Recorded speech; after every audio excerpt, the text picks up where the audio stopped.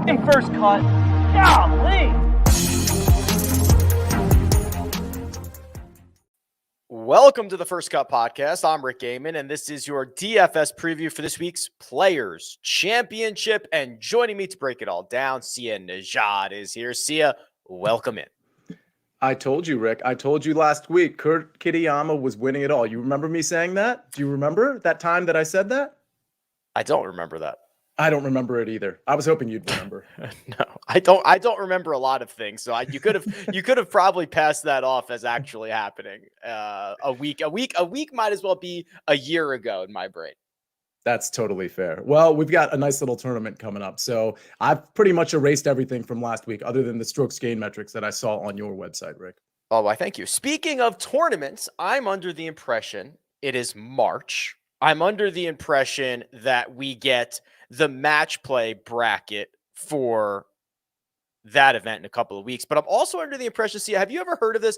They call it March Madness. It's like an amateur college like hoops thing. I don't know. I think it's softball. Yeah, I've heard of it. I think apparently it's pretty exciting. You fill out brackets or something and you might win money or prizes, something like that. Generally quite popular. So we will again partake in a little bit of bracket challenge here on the First Cut. I cannot remember what the prize was last year, but we gave out something to the winner. That bracket challenge sign up is now open. So link in the description for the bracket challenge. You can take us all on and see if you can beat us with your college basketball knowledge, which I imagine you can, because I have zero idea what's going on. That's in the description. Also, the link for the fans to get their one and done vote in, also in the description. So the fans, hey, take a minute. A lot of stuff down there for you to check out. Yeah. By the way, Rick, apologies to the one and done First Cut world. It is true that I, in fact, almost didn't get my pick in last week as well. But you know what's funny? You want to hear something funny? I mean, it was Scheffler who I put in first, and then I quickly changed it, like within seconds, and I switched it to Homa. So that was a miss on my part, along with almost missing the deadline. The only consolation was that in most one and dones, no one had Kurt Kitayama. There was a lot of like that log jam behind him where a lot of popular guys got 800K, or if you went with Rory, you got the 1.7. But luckily it wasn't just some chalky guy winning 3.6 million. Yeah, I mean, did anybody? Yeah, certainly nobody in the world of one and done. However many entries there are, it's pretty safe to assume like literally not a single person had Kurt Kitayama. I bet you somebody somewhere did. I didn't see it. I didn't see it, but but that somebody has already decided they're out of the one and done, and they're just like trying to be funny and ridiculous. It's like Kurt's mom picked him. And got the 3.6 million bucks. This week, how about 4.5 up top? TPC Sawgrass, the Players Championship. Troy, if you could share my screen, that'd be absolutely splendid. We'll show my website, rickrungood.com. Here's the golf course. Well-known, one of the most recognizable golf courses on planet Earth. It's a Pete Dye design, and everybody who's anybody is going to be teeing it up this week, Sia. So what types of golfers do we think are best suited to tackle this golf course? So I think there's a number of golfers a number of types of golfers that can attack this course quite successfully. And we've seen that with some of the winners and top 10 leaderboards over the last few years in particular. What I can tell you I'm looking for is some similar stuff from last week, particularly when it comes to greens and regulation, tee to green and things of that nature. But for me, it's a ball striker. I mean, I see on the model here that strokes gained off the tee is pretty important. In fact, the most correlated, if you will. That's something that is of interest to me, but I'm just looking at ball striking as a whole. And really my emphasis is going to be more on approach than anything else. So, I think staying in the fairway, kind of staying out of trouble with water being everywhere on this course, that's going to be paramount to me. And that doesn't mean that guys that aren't good off the tee are going to be out of my player pool. It's just not a priority. Well, the model, which has zero opinion and is strictly based on math, also loves the ball striking category. So strokes gained off the tee, ranking 7th, means there's only 6 other courses on the PGA Tour schedule where off the tee is more important. Strokes gained approach, ranking 9th, means there's only 8 other courses in which strokes gained approach is more correlated to success. And those two things kind of stand alone, Sia. The rest are kind of average stats around the green, distance, accuracy. They're all fine, but those historically have been much more average. The other thing I want to consider, a couple things I want to consider. Par 5 scoring has generally been a through line to success at this golf course. You'll see it show up here, whether it's, long approaches going for the green, par 5 scoring average, those types of statistics, because those are kind of the gettable opportunities around Sawgrass, not only passes the sniff test, but also the math bears it out as well. Yeah, and that's something I've added a smaller weight to in my model. And so if I can marry strokes gained par 5, for example, or just par 5 scoring with ball striking and with greens in regulation, and I can get guys who are measuring out quite well in all 3 of those categories, I've found guys for my player pool. Here's the scorecard if you're watching on YouTube, so you can see the 72 par broken down into 7,275 yards on that scorecard. 2 5s on the front, 2 5s on the back, 2 3s on the front, 2 3s on the back. Very standard par 72 setup around TPC Sawgrass. The other thing to keep in mind, Sia, especially as we start talking through the player pool, is that historically, this is a very, very volatile golf tournament, whether it is wind that rolls in, or even if you don't have the wind, it's just water everywhere. We have seen some of the highest owned golfers, some of the most expensive golfers miss the cut more frequently at this event than many other events on the schedule. So does that change the way you start generating lineups for this week? It kind of does. And I don't want to necessarily sort of take the most obvious and easy road out when it comes to getting guys in my player pool. But if I'm looking for consistent ball strikers, whether it's short term or long term, to me, there are guys in that mid 7K range in particular that are probably going to be pretty popular, but that I can kind of guarantee are pretty much going to keep it in the fairway. Greens in regulation are going to be really good. And I'm talking about, and we'll get to this, but guys like Keegan Bradley, guys like Corey Connors, even Tom Hoagie is somebody I'm interested in. Maybe Tommy Fleetwood. Like that 7K range has so many sort of positional plotters, kind of safe plays that because of the volatility here, that safe route, which would normally get you like a T21 or something, well, some of those guys might be falling that are normally in normal tournaments that are normally up at the top. I just wonder if all those guys that I'm talking about, instead of being in that T20 range, are all of a sudden in the T10, T12 range because they're just not making the mistakes. And if that's the case, then that's the route I want to take. Okay, fair enough. Well, let's start naming names. We'll go through the cheat sheet and start at the top of the pricing and work our way all the way down to the bottom. But first, we're going to take a quick break and hear a word from our partners.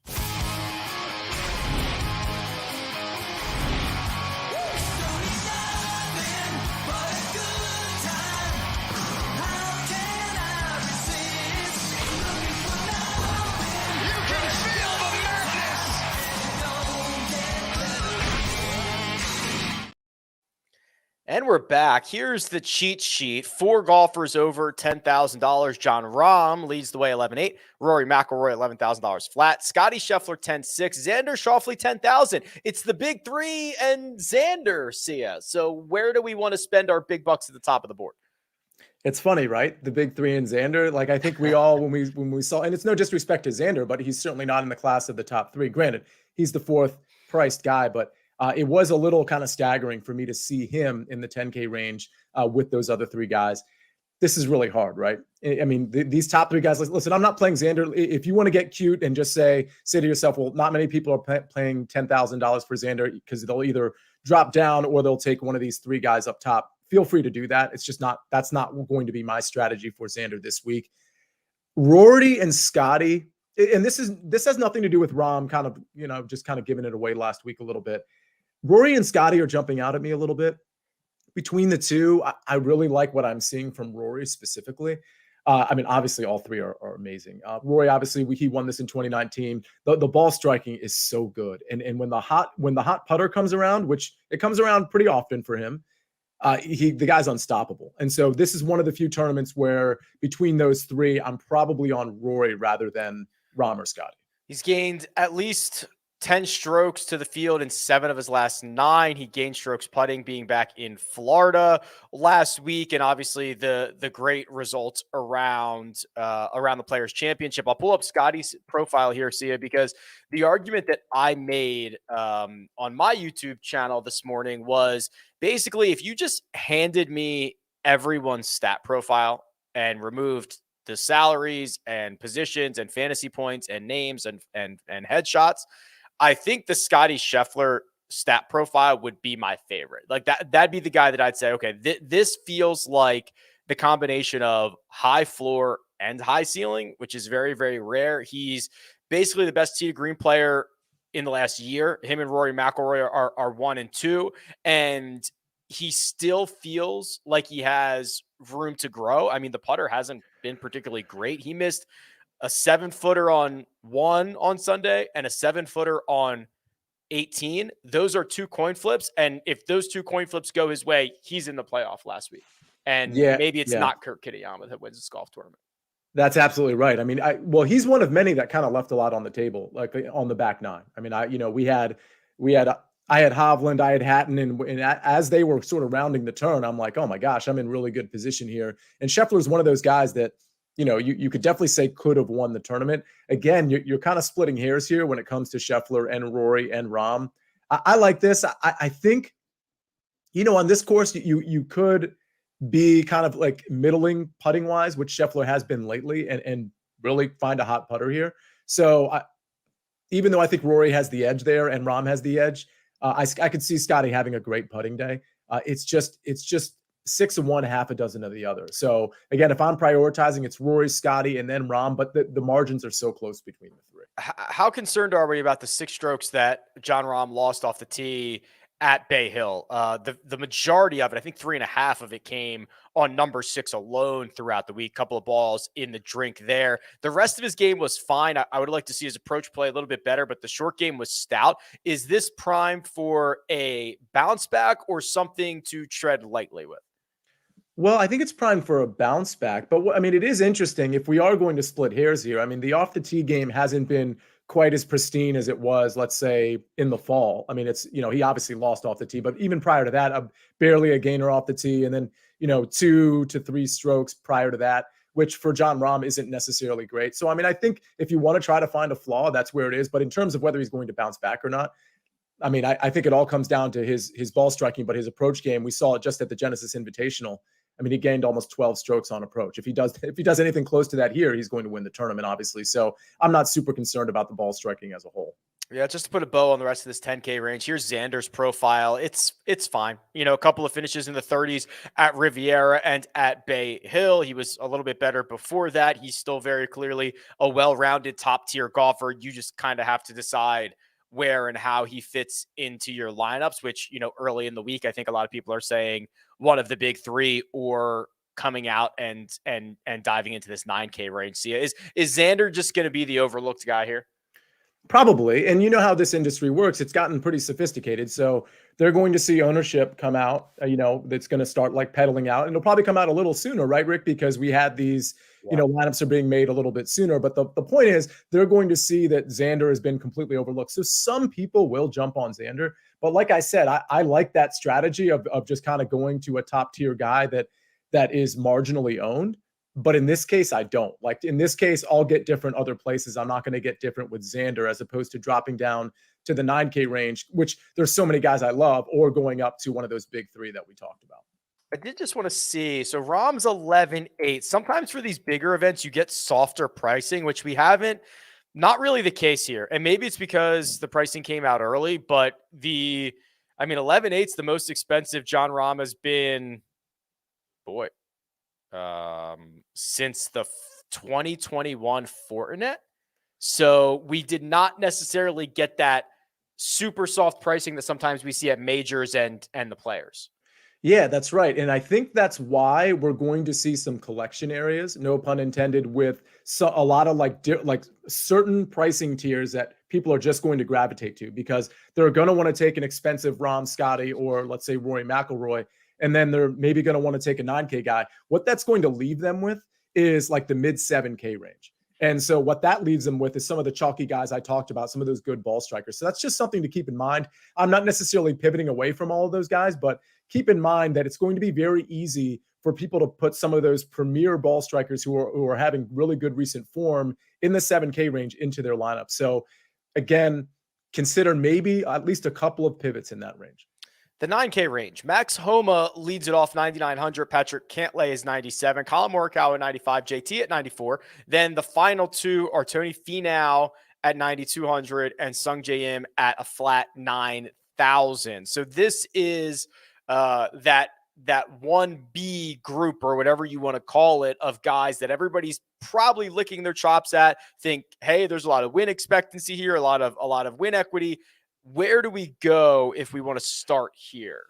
What's interesting is I think the licking their chops category belongs for once to the 8K range as opposed to the 9K range, which we'll get to, because I mean, I genuinely think you can put a lot of these 8K guys in the 9K range, even in this field.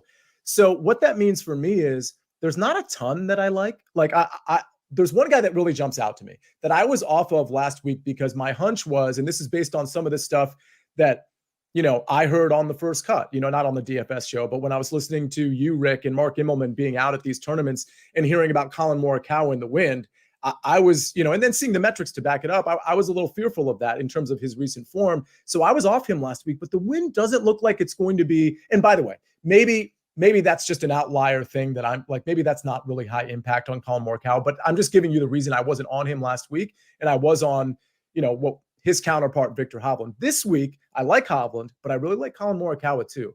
Love the ball striking. What's interesting here is his history isn't very good, but in 2021, he gained almost 7 strokes ball striking, which is pretty significant. The only reason he wasn't very good is because he lost over 4 strokes with the short game. So we know how volatile like the short game in general can be with anybody, including Colin Morikawa. So I think the ball striking is going to be great. The wind's not super high, so that sort of hidden fear I have about him isn't really there. And don't forget, it's funny, we have such short-term memory. 6th at the Genesis and 3rd at the Farmers. I mean, this guy is actually in good form. He's just having some really volatile stretches where he's just off the map completely. And we know what, like, I'm not into trends this way, but like he'll get a 3rd and then he'll miss a cut. Then he'll get a 6th and he'll miss a cut. Well, what happens this week? I think it's a good course fit. I like Colin. I believe he was also 4 under in 2020 through that one round that they played. So don't forget about that, especially for the younger guys. I kind of lump Colin Morikawa into the Justin Thomas conversation. It's like I've got a lot of questions. I'm not sure how many answers I have. I think I'm a smidge more likely to go back to Justin Thomas than I am Colin Morikawa, because I know his around the green play is going to be sharp. I like the way that his ball striking is trending. He was another one of these guys, Sia, that with 7 holes to go at Bay Hill, you're looking at this and saying, well, JT's in the mix again, and it didn't finish well for him, but he's kind of been lurking a little bit. I'm terrified of the putter. It is not good. It is really hard to watch. I think he needs like a complete overhaul there, but almost in spite of that, he is capable of getting some high-end finishes. Yeah, and we've seen it here with him. We've seen the high-end finish in 2021, finishing in 1st, and the 11th in 2018, a 33rd in 2022. I don't mind Justin Thomas. I just tend to never play him, and I like that we're looking at the history here. He's had some, obviously, he had elite ball striking when he won, but it's been pretty good here, particularly with the short game. I just don't think I'm going to Justin Thomas. I think I'm only going to dabble in this 9K range. I'll probably go with like a Colin, and I might, what's interesting here is Cantlay's experience and Tony Finau's experience. What I mean is their history here. It ain't great. So I'm not 100% sure what to do with that. I've kind of come off course history a little bit in terms of really emphasizing it, but it's hard to look away from what they've done here. Between those two, I probably will be peppering in a little bit of Patrick Cantlay, though. Yeah, I would love a low-owned Patrick Cantlay, I believe. He's made some equipment changes. He kind of talked through that a little bit and took him a little bit to get rolling, and now it's back-to-back, top 4 finishes at Riviera and Arnold Palmer. I've seen the history, right? It's brutal. It's 3 straight missed cuts, but before that, it was 2 consecutive top 25 finishes. So if I can get a low-owned Patrick Cantlay, I'm interested. The guy who might just actually be the best one in this entire range we haven't spoken about, it's Max Homa. 11 strokes on the positive in ball striking last week at the Arnold Palmer Invitational. He's kind of turning into that guy. And one week it's gain 11 in the ball striking and finished T14. The week before that, it's gain 11 with the putter and finished runner-up. I mean, there's a lot of paths to the top of the board for Max Homa. Yeah, and for some reason, we're not, the community doesn't really put him in the category of, at least not yet, of the Colin Morikawas, of even the Victor Hovlands. I know some people do, but I just don't think he's thought of in that way. And so when you look at his price at 9,900, which, correct me if I'm wrong, was the same exact price as last week, I just don't think people are going to be in love with that price because, again, they're going to go up to one of the big three, or they're going to try to go down to, like, let's say a Colin or just a Tony Finau, or just get into that 8K range. I wonder, his ownership's not going to be super low by any means, but you're right. This is the profile, right? The ball striking has been really good, but especially last week. And we know just from 2 tournaments ago when he was second place at the Genesis, he gained over 11 with the putter. So it's the right combination of things that we've seen recently for him to just absolutely take down a tournament. I remember because I had home in the one and done last week, and I felt like he hit it to 7 feet on every hole, and he just kept missing the putt. And I'm like, man, this is not the Max Homa I know. What's going on here? So I fully expect him to rebound from that. He has been either $9,900 or $9,700 for 4 straight weeks. So Max Homa carving himself out a little bit of a niche there. Let's continue this conversation. Sia has already alluded to the fact that he thinks the 8K range might be the best range. We'll talk about them, the 7s, the 6s, and much more. But first, we're going to take a quick break and hear a word from our partners. What do you think we're going to uncover out there? With some luck, maybe a green jacket as sharp as the one you get when you win the Masters. It's a tradition unlike any other. The Masters on CBS. And we're back. The 8s, Victor Hovland, $8,900. Will Zalatoris, Jordan Spieth, Matt Fitzpatrick. Cam Young sits right in the middle at $8,500. And then the bottom, Hideki, Terrell, Shane Lowry, Tom Kim, Jason Day. Sia, you've teased this area of the board. Let's dive into it a little bit further. There's so many good players here. I mean, I think you could make an entire line. I mean, I'm not recommending it. I think you could make an entire lineup with this range and be kind of okay. So let's start with Victor Hovland. I got away from him a little bit last week, and you remember on the DFS show, I was in love with Hovland, and we were talking about how he's ready to pop and he's ready to win, and the trajectory is good, and his results over at the API were good. He ended up being in the quote wrong wave, so I got away from him a little bit, which was of course ended up being a mistake. But speaking of waves, I just want to point out, it doesn't look like the wind is going to be crazy, and it's just Monday, but it does look like, to the extent there's any advantage whatsoever, again, on a Monday, I'm saying PM, AM, Thursday PM, Friday AM looks to be a very slight advantage, but not one right now that I would pay much attention to, if any. So my larger point in making that statement is, I don't think we need to worry about wind waves too much. Again, here on a Monday, we'll reassess on Wednesday. But Victor Hovland, 9th year last year, ball striking is exactly where we want it to be. So I like him quite a bit yet again. I'll point out Will Zalatoris. This, to me, him and Victor Hovland feel like slight misprices here. And I know they're not really misprices because everybody has to go into a certain slot. But if you told me that going into this tournament without seeing anything else, that Victor Hovland was 9,300 and Will Zalatoris was either 92 or 9,400, I'd be like, yeah, that totally makes sense. So I think that's tremendous value on Will Zalatoris. 26th and 21st here so far. Bad API finish, but we're only 3 weeks removed from him being top 5 at the Genesis. So we know Zalatoris is pretty much back. If we're worrying about the back injury from before, nothing to worry about there. I'll point out a couple other names. Yeah, before you do, just 2 elite ball strikers that you've pointed out there. Zalatoris, 14 strokes ball striking in his last 2 trips to Sawgrass, plus 5.5 at Bay Hill, 7.8 at Riviera. And then Victor's been on this upward trajectory of ball striking statistics for 4 or 5 weeks now, culminating with 10 last week at Bay Hill. But also remember, he led the field here last year, gained like 14 strokes ball striking. It was like 2.5 more than anybody else. So those are, certainly. I think they're riskier options because they might just like lose 5 strokes in the short game categories. But they are elite ball strikers going to places they have generally dismantled with the ball striking. Right. And we've seen them. So what's interesting is if you look round by round, yeah, of course, you're going to see more rounds. Like let's take Hovland, for example, where around the green, it's not very good. But there are some rounds where his around the green game, he's gaining and he's fine. So, I mean, you're playing the volatility here a little bit when it comes to short game and Victor Hovland. But don't forget, there are rounds where he's great with the short game. So I just, it's one of those things where I'm willing to take the gamble, particularly when we have such an elite ball striker and a guy who absolutely, and it was in spite of the around the green game perhaps, but he absolutely could have won last week with along with a number of guys. Both Thursday morning guys are actually in back-to-back tee times off the first tee. Hovland 9:34 with Fitzpatrick and Lowry. Zalatoris the next group with Xander and Kurt Kitayama gets himself a big-time featured group fresh off victory. Okay, where are we headed next, Sia? Yeah, so I'll mention, because I've been on these guys a little bit the last few weeks, I'll mention Tyrrell Hatton and Shane Lowry. I think those are both really good plays. They'll probably carry a little bit of popularity, but I really want to address two other guys. Tom Kim, because I think he'll get kind of squeezed here, because I just, with the lack of experience and him just kind of being a little bit down in the ball striking and putting departments, I don't think people are going to be super interested in playing him. But to me, he's a great course fit. And the upside to me is still there, both with the ball striking and the putting. So if he's going to be relatively forgotten, particularly because there's so many other good 8K guys right next to him, I'm happy to jump in on Tom Kim at 8,100. Go ahead. Yeah, it's not like he's been bad. He's just hasn't won 2 out of every 9 starts, which is like what he was doing when he first broke onto the scene. So yeah, the metrics are still generally positive. There's a lot of guys that would love these results.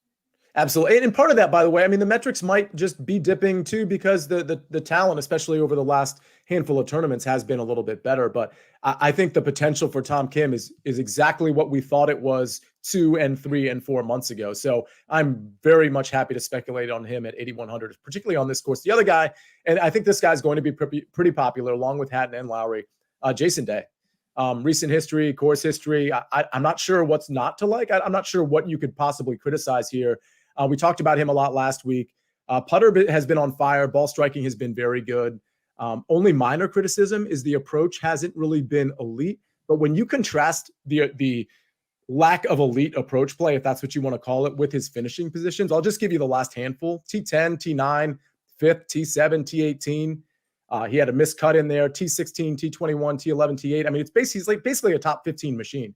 And honestly, at 8,000, if you didn't have a name next to this, just let's look at the finishing positions alone. And you said, this is Xander Schauffele at 10,000. We'd all buy it, right? And that's not a criticism of Xander Schauffele. It's more of a compliment on Jason Day. But why isn't this an elite golfer's, not a Roy McIlroy, but why isn't this an elite golfer's profile? And he's only 8,000. I just really like Jason Day. Last 36 rounds, everybody in this field, there's only 4 golfers who have gained at least 2 strokes per round: Rory McIlroy, Jon Rahm, Scotty Scheffler, Jason Day.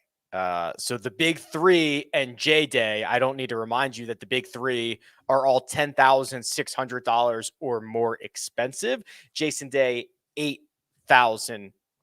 So yes, I believe he will be popular. It is very well warranted. Anybody else in this $8,000 range? Hideki's been weird. He hasn't played well. He was leading this in 2020 when they canceled it after 1 round. Like, is there anybody else in this 8K range, or are those the guys? I mean, I think I didn't really talk about Hatton or Lowry. I mean, they're definitely in play, but I think Cameron Young is at least interesting because of how he flashed last week. I don't think I'm going to be making the dive back in on Cameron Young, and it's not because I don't like him, but it's because I like those other guys so much more. I mean, there's this 8K range is so rich that it's really hard to get to your like 4th or 5th favorite guy, even though it might be a guy you really like. Speaking of, if you just handed me stat profiles and I saw 7 strokes gained ball striking, but losing around the green and losing with the putter, then 7 strokes gained ball striking, but gaining with the putter and gaining around the green, but losing with the putter, I'd be like, oh my God, what we're trending towards here. We're trending towards 7 strokes gained in the ball striking, plus 2.5 around the green, plus 2 with the putter. And this golf tournament is Cam Young's. Yeah, it's a good profile. And he's like plugging the leaks. Yeah, and this is a guy we addressed a little bit last week just from a pure upside standpoint. And we saw, at least for a few rounds, we saw the upside there. I mean, this is a guy that we know is going to reach his potential. It's just a matter of when. Has he played? He did. He played this last year. He missed the cut. Very ugly. Although I could just assume he was in the bad wave. I have no idea if he was in the bad wave or not. There was like a 3-stroke difference between AM PM last year, and a lot of guys got wiped.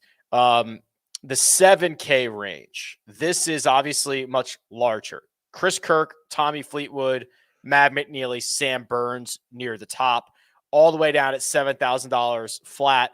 Cam Davis, Christian Bezadenhout, Gary Woodland, Harris English had a good week last week, amongst others. So lots of names here, Sia. Let's pick a couple off and chat about them.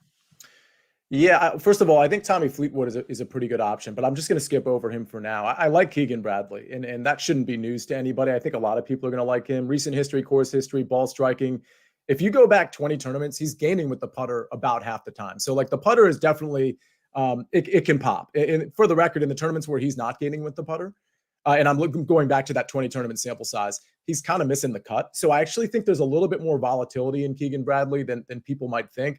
But I also think the upside is absolutely there. Second at the Farmers, first at the Zozo, T10 at the API just last week. So I like Keegan quite a bit at 7,500. There's nobody.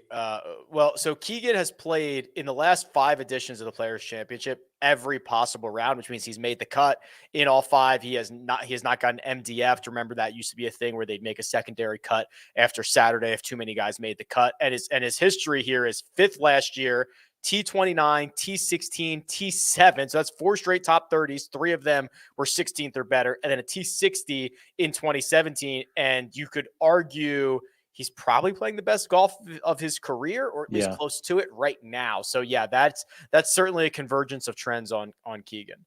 And I feel like we think about Keegan Bradley in a certain way that isn't super favorable to him. And what I mean by that is, I think at this point, you can make Keegan Bradley like 7,900, and that would make complete sense. So, like, put him where Tommy Fleetwood is, for example. So I like Keegan quite a bit at 7,500. I think he makes a ton of sense. He's probably going to be one of the more popular guys in the 7K range. Corey Connors, another guy that was really good last week. He's been a big gainer, ball striking all 3 times he's played here. He's gained with the putter 2 out of 3 that he's played here. He fits the ball striking profile that I'm looking for.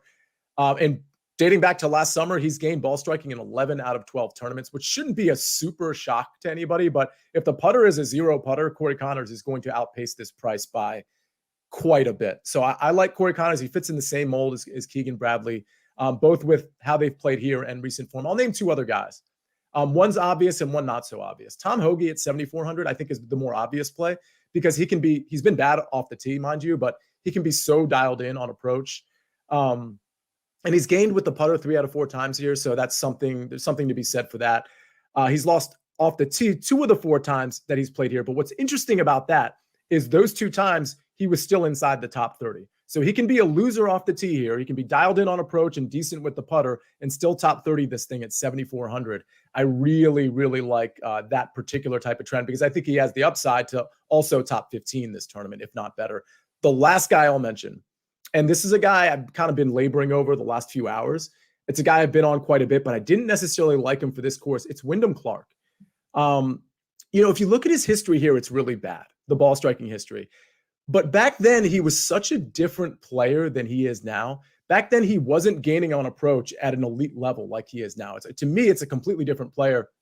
And when you actually look at his approach game leading into those tournaments where he did poorly in 2022 and 2021, it wasn't like it was trending well and then he just crashed and burned on approach here. So the contrast I'm making is he just hasn't been good on approach until recently. He's gained on approach 7 out of the last 8 and in a very significant way. So I think Wyndham Clark is a really sneaky play because a lot of people are going to want to pay up for some of the guys I just talked about, or they're going to want to pay down for some of those upper 6K guys like Kurt Kitayama, for example, or Jonathan Vegas. I don't think anybody's going to be really paying attention to Wyndham Clark. Yeah, it's been an impressive run for him. He hasn't missed a cut since Shriners. He's played a lot. He's got a handful of top 20s in there, and they've come at bigger events like in Phoenix, and he held his own at Riviera and Bay Hill. I've been quite impressed with Wyndham Clark. I thought there were a couple other names, at least one. I'll show the Ricky Fowler profile, obviously as a former champion here and now playing some of his best golf in recent memory. You can see he's gained strokes on approach every event of this season. The only one that we don't have measured numbers on is the Zozo, but he finished runner-up that week, so we can assume he gained strokes on approach and he gained strokes in the ball striking category, and the putters certainly coming back. He's gained at least 4 strokes putting in 3 of his last 4. And then I think there was somebody else I wanted to point out. Maybe not. Maybe you got them all. Well, Go ahead. I'll tell you while you're looking.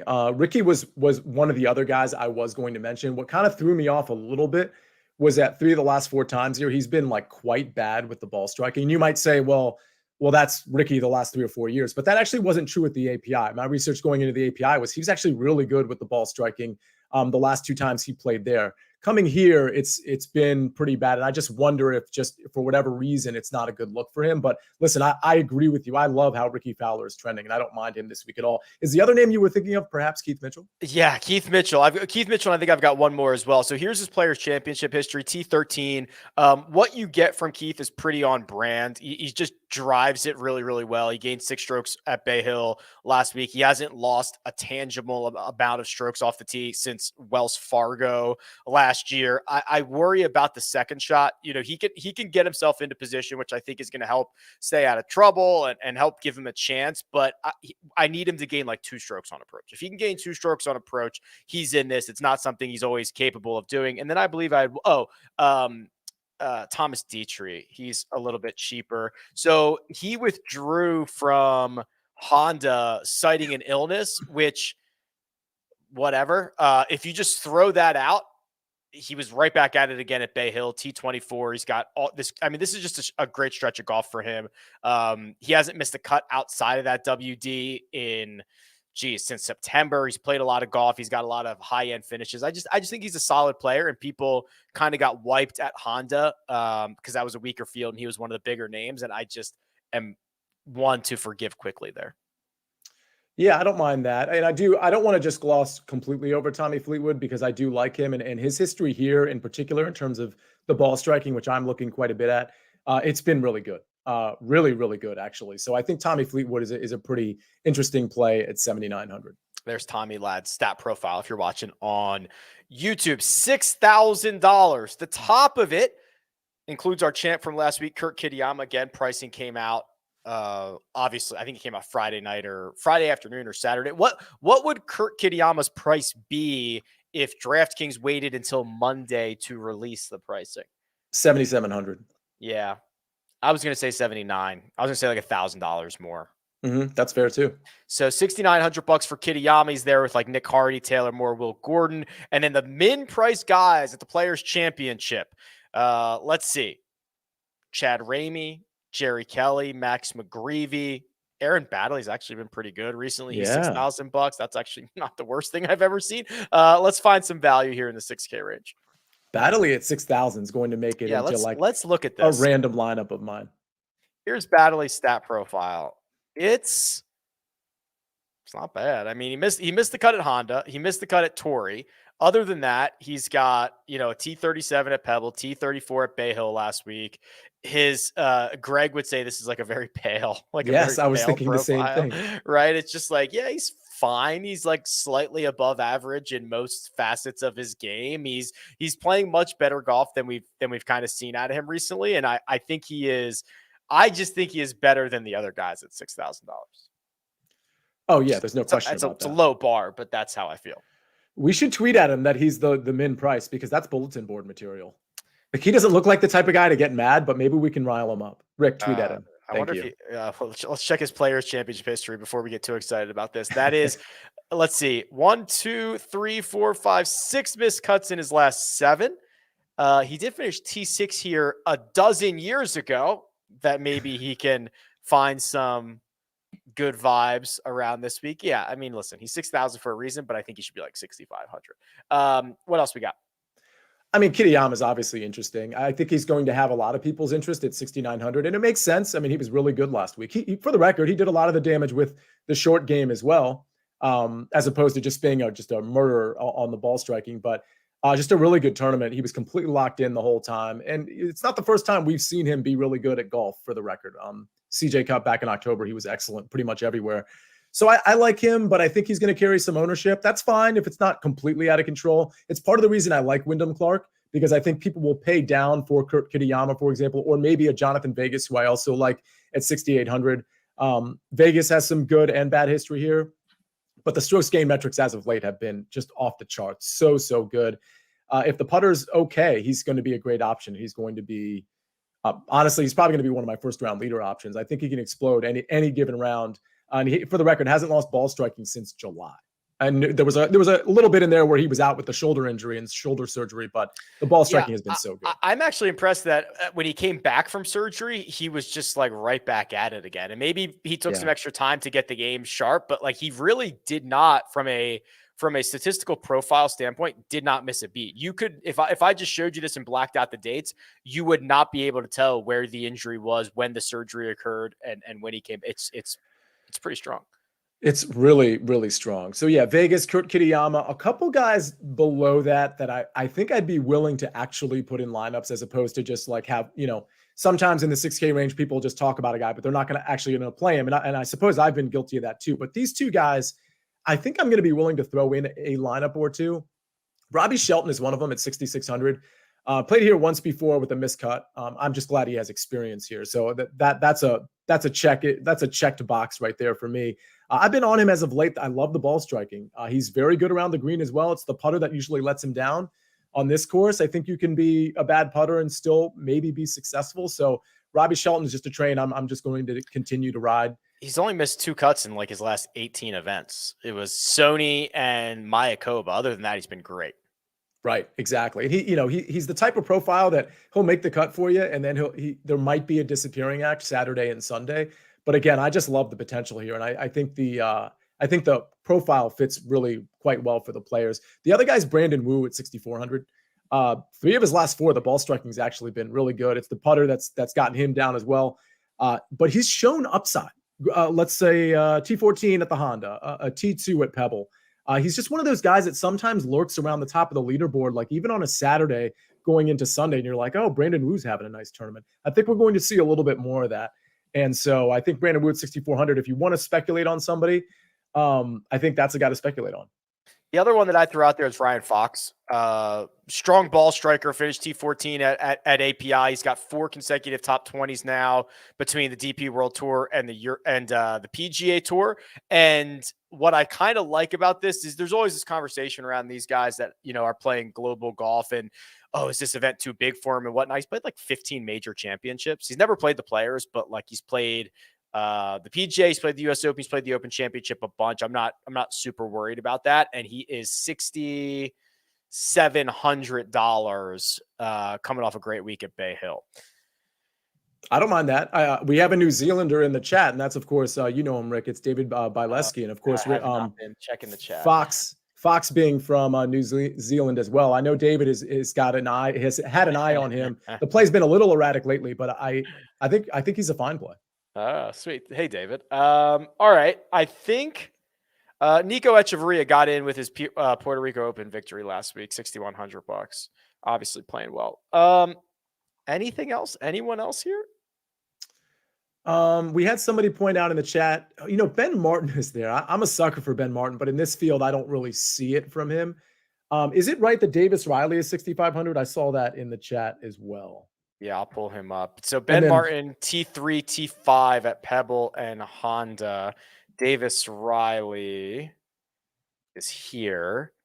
Is coming off a T8 at Bay Hill, a great ball striking week, T29 at Honda after those missed cuts, which is something he kind of does. He's a very streaky golfer at this point. Mm-hmm. And well, I mean, part of the T8 was gaining almost 5.5 strokes with the putter last week, but the ball striking was okay in the previous tournament at Honda, gained over 6 ball striking. Man, that putter that's pretty bad. We're in Emiliano Grillo territory at that point. Kyle Stanley stuff. Nobody in Emiliano Grillo territory. First from tee to green last week, dead last with the putter. Almost impossible to do.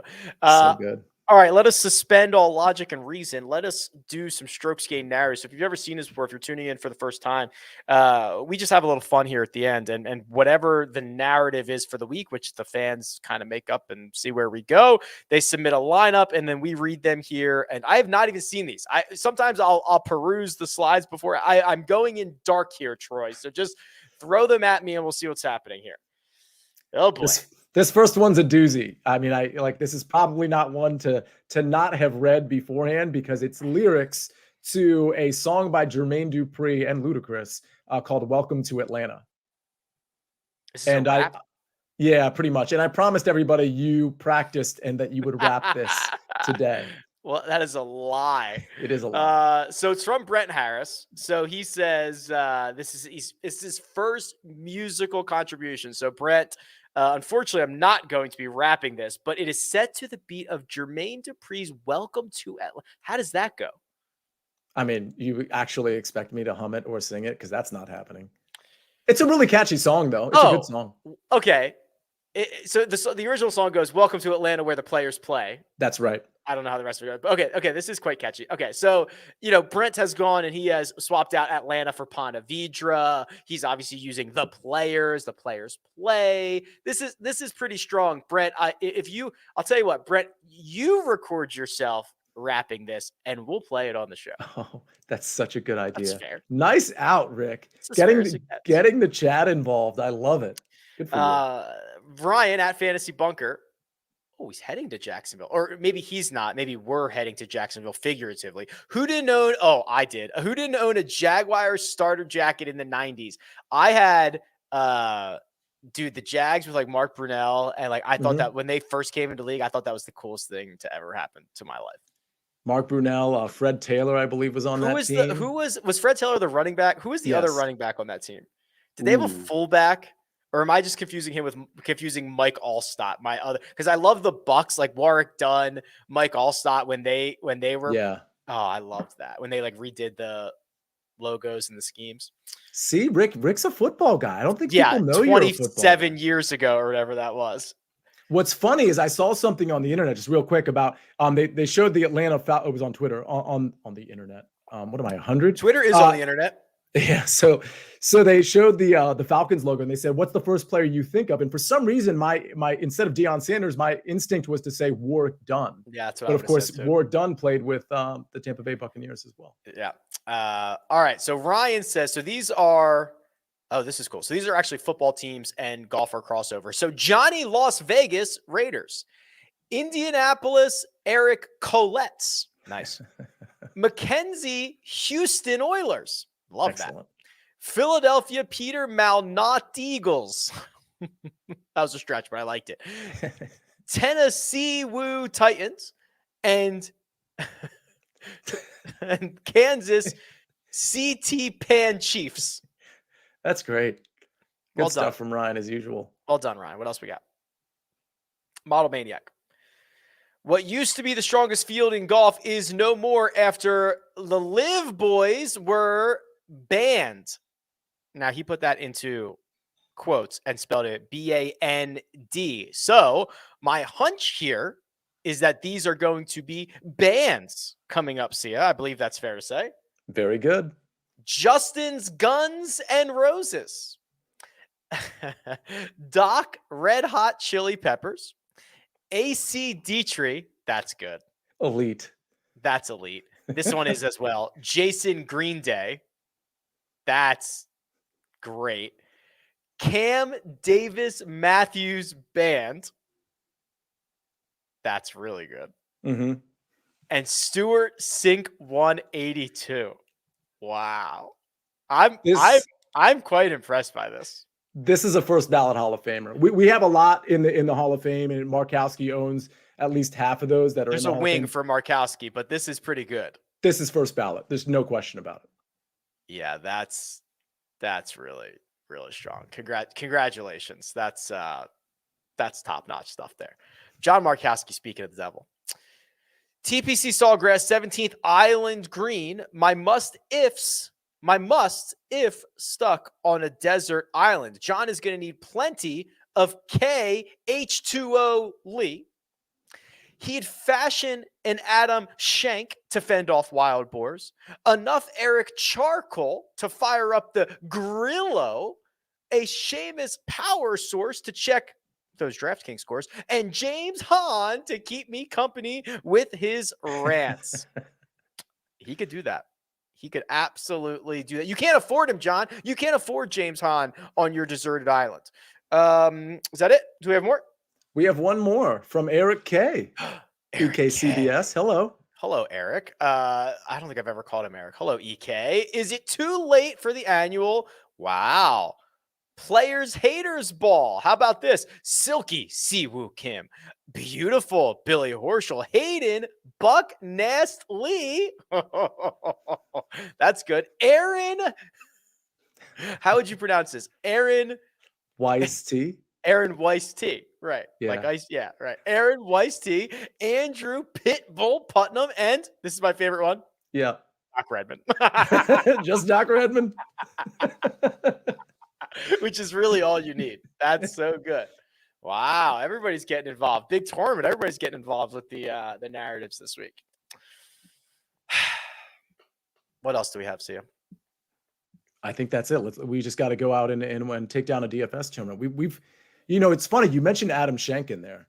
I don't know how that guy's doing it, but I've been mentioning him pretty much every show, and he manages to make the cuts. And he's like, ball striking is just terrific, and he's just putting.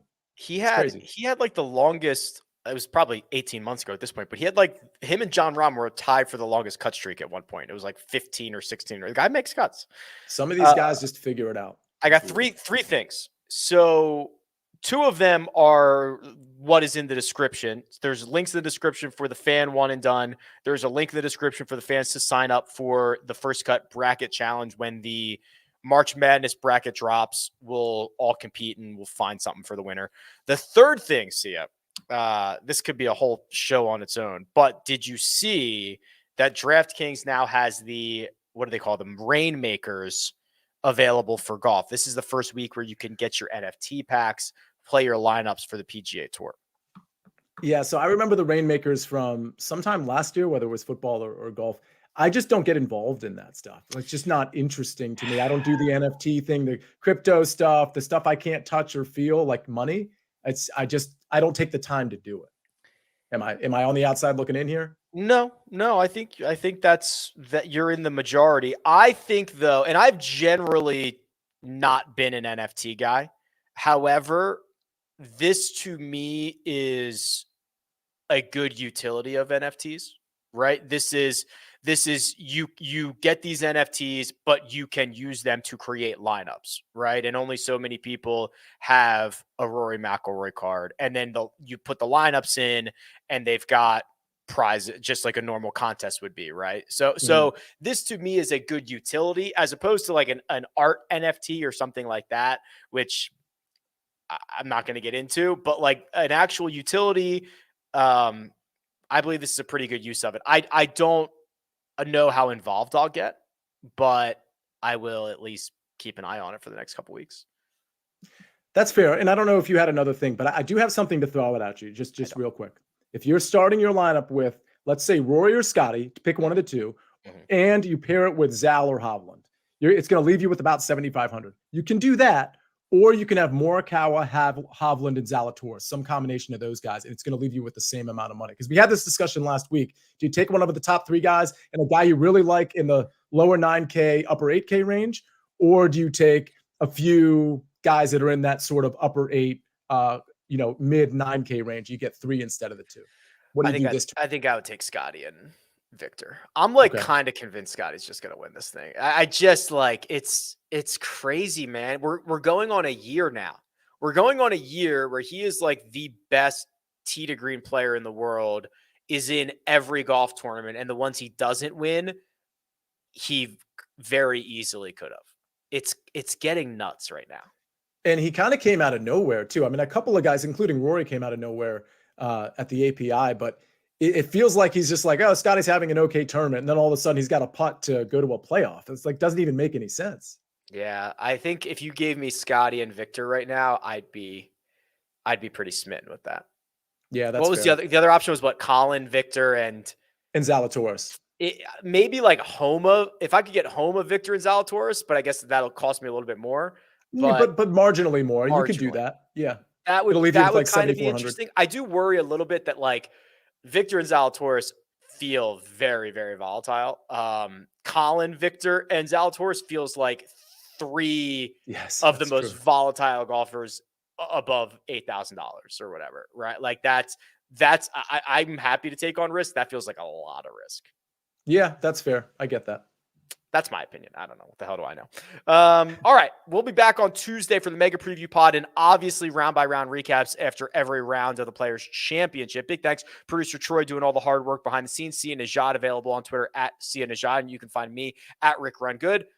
This has been The First Cut. We'll catch you next time.